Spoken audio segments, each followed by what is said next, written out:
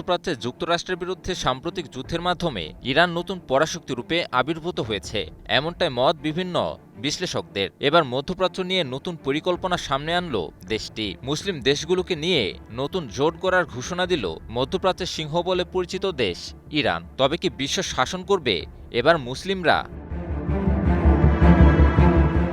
মধ্যপ্রাচ্যে যুক্তরাষ্ট্রের বিরুদ্ধে ইরানের যুদ্ধটি এ অঞ্চলে বিরাজমান ধর্মীয় ও রাজনৈতিক বিভাজনের সীমাবদ্ধতাগুলো চোখে আঙুল দিয়ে দেখিয়ে দিয়েছে।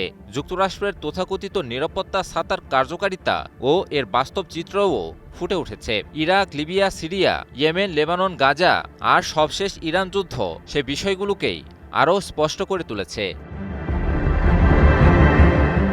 ফলে দীর্ঘদিনের বিভাজনের রাজনীতি, বাইরের শক্তির প্রভাব আর অভ্যন্তরীণ কোন্দলের পরিবর্তে আঞ্চলিক নিরাপত্তা, কৌশলগত স্বার্থ ও শক্তিশালী জোটের ভূমিকা আরও গুরুত্বপূর্ণ হয়ে উঠছে বলে মনে করছেন বিশ্লেষকেরা। আর এই পরিস্থিতিতেই আঞ্চলিক, বিশেষ করে মুসলিম দেশগুলোকে নিয়ে ইরানের নতুন জোট গঠনের ঘোষণা নতুন জল্পনার জন্ম দিয়েছে। সম্প্রতি এক বক্তব্যে ইরানের পার্লামেন্টের স্পিকার মোহাম্মদ বাকির গালিবাফ নতুন আঞ্চলিক ব্যবস্থা বা নিরাপত্তা বলয় গড়ে তোলার প্রতি গুরুত্বারোপ করেন।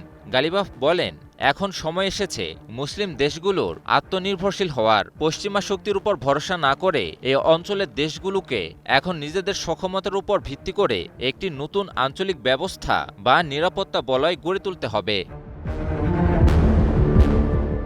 গালিবাফ উল্লেখ করেন, বর্তমান বাস্তবতায় মুসলিম দেশগুলোর মধ্যে পারস্পরিক মেলবন্ধন ও ঐক্য বজায় রাখা এখন কোনো সাধারণ পছন্দ নয়, বরং এটি একটি অপরিহার্য প্রয়োজনীয়তায় পরিণত হয়েছে। চলমান সংঘাতের পর তৈরি হওয়া নতুন বৈশ্বিক পরিস্থিতিতে মুসলিম দেশগুলোর ঐক্যবদ্ধ অবস্থানই মধ্যপ্রাচ্যে টেকসই শান্তি ও স্থিতিশীলতা ফিরিয়ে আনতে পারে বলে তিনি আশাবাদ ব্যক্ত করেন। তুরস্কের সংসদীয় স্পিকারের সঙ্গে এক দ্বিপাক্ষিক বৈঠক শেষে সংবাদ মাধ্যমে দেওয়া বক্তব্যে তিনি কথা বলেন।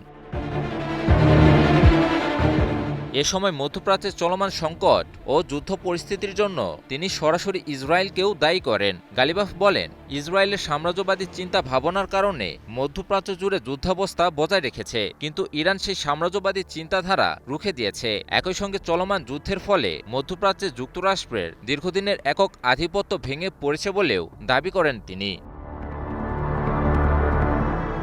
বিশ্লেষকদের মতে গাজা যুদ্ধ এবং লেবানন, সিরিয়া, ইয়েমেন ও ইরানকে ঘিরে চলমান উত্তেজনা আঞ্চলিক দেশগুলোর কাছে নতুন নিরাপত্তা বাস্তবতা তুলে ধরেছে। এর ফলে সৌদি আরব, ইরান, কাতার, পাকিস্তান, তুরস্ক ও মিশরের মতো দেশগুলো নিজেদের কৌশলগত অবস্থান পুনর্মূল্যায়ন করছে।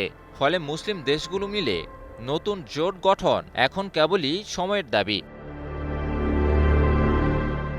ইমন আলী, নিউজ 24।